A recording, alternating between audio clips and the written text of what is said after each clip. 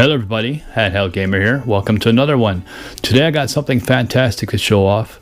Today on the A500 I found a hidden gem. I don't want to give away what the game is, I'm just going to give away the year. You'll have to check out the game, but it is really cool. And this game came out in 1994 from a big developer. So without further ado, sit back and let's check it out.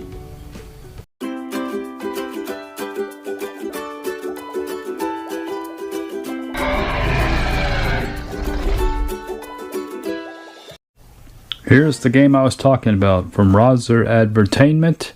It was a freeware game from Factor 5. So this would have been early on in their career, about 7 years in. They were founded in 87, so this was 94. From Kellogg's Presents. It was a freeware game. I don't know how they distribute it. Tony and Friends in Kellogg's Land. Now it's a fantastic game actually. Fantastic platformer game. You play as the 4 characters. You have to unlock 2. You start off with Diggums and Tony the Tiger, and you have to unlock Coco the Monkey and Toucan Sam. And basically you're in Kellogg's Land and you are to collect the cereal. I'm not sure if there's a story about, didn't say anything about enemies trying to hide the cereal or whatever, but there are enemies on the screen, so I'm guessing that's what's going on. That is Choco the Bear. I didn't know him really well till now. Now, I forgot to mention, this game was only released in Germany because Factor 5 started out in Germany. 5 college kids all going to college and started making games on the side.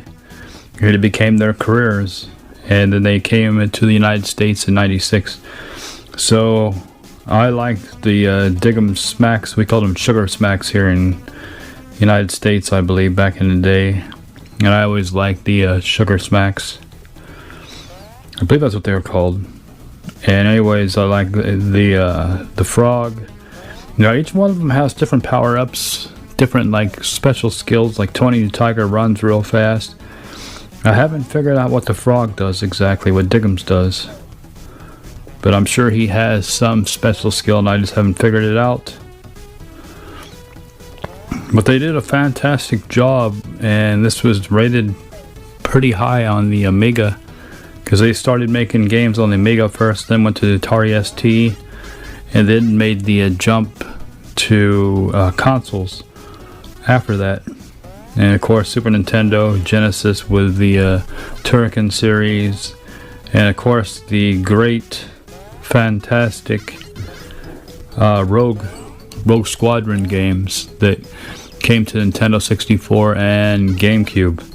Unfortunately now they are no longer in business. They had to close up in I believe 2006, somewhere on there. But they did a fantastic job when they did. I think they're still trying to come back one day. But as you can see, the game is a good platforming game.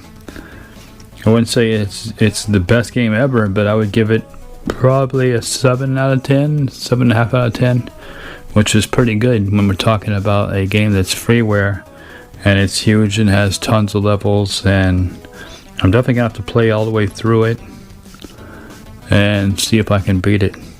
I believe there are games like this that are surprise hits that are fantastic. I believe another one was a McDonald's game that we had in the US, Ronald McDonald Land, and I believe that was on Nintendo if I'm correct. It could have been Super Nintendo. I haven't played in a long time. I never really played it all the way through. I just briefly booted it up and tried a little bit of it. But anyways, I had no idea this game existed.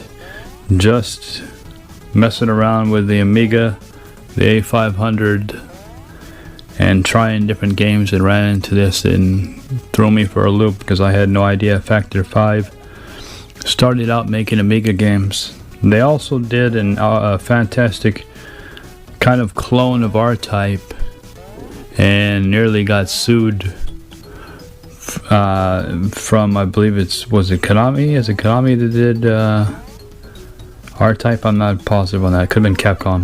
I think it's Capcom.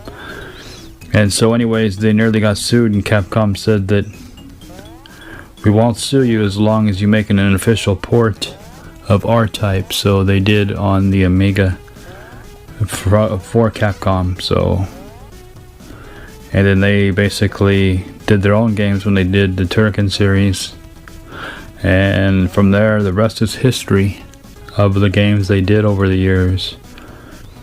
Anyways, like I said, this would have been most likely definitely not the last game in Germany, but the last game on the Amiga for sure, before they decided to start.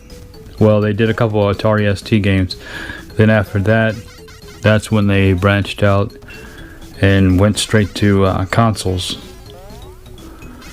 But like I said, you can see still fantastic, well put together game with good graphics, good animations, and it's pretty good music too, actually. So I'm pretty impressed. And like I said, I've been playing this.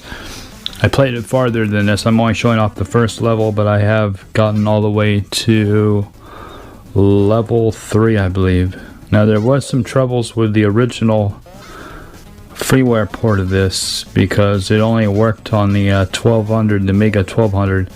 The 500 it would freeze up all the time. And then there was unofficial, unreleased port of the Amiga CD32. And this one, I believe, is been translated, because it was, from what I've seen in all screenshots, it was all in German, because it was released. And like I said, I have no idea how they distributed it to everybody as a, what they call it, advertainment video game. I imagine maybe it was in the box of cereal you had to send away for it, or I'd be curious to figure out how they got this game into people's hands, consumers' hands, how people would get their hands on it. But like I said, it's a fantastic game. Anyways, that's it for this episode. I hope you liked it. Don't forget to comment, like, subscribe, and as always, have a good one. Take care, everybody, until next time. Oh, and before I go, here is the quick list of games. I wanted to show this off. So as you can see, there's Karateka's R-Type, Turrican, Master Blaster, Turrican 2, Adventures of Quick and Silva, Metal Law, BC Kid, Turrican 3. And then the last game was Tony and Friends in Kellogg's Land on the Amiga. Anyways, take care, everybody. Until next time, have a good one.